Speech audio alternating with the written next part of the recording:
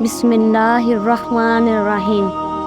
تفسیر ابن کثیر میں ہے، تخت سلیمان علیہ السلام جو ہوا پر چلتا تھا، اس کی کیفیت یہ بیان کی ہے کہ سلیمان علیہ السلام نے لکڑی کا ایک بہت بڑا وسیع تخت بنوایا تھا، جس پر خود مائع عیان سلطنت اور مائع لشکر اور آلات حرب کے سب سوار ہو جاتے تھے۔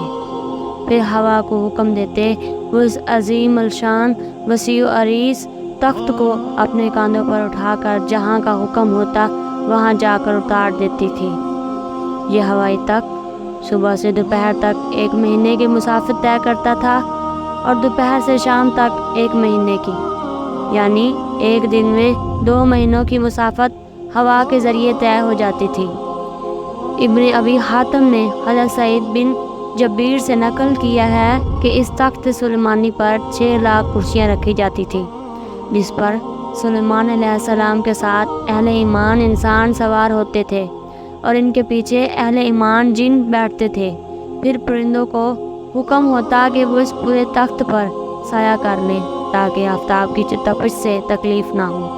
پھر ہوا کو حکم دیا جاتا تھا، وہ اس عظیم الشان مجمع کو اٹھا کر جہاں کا حکم ہوتا پہنچا دیتی تھی۔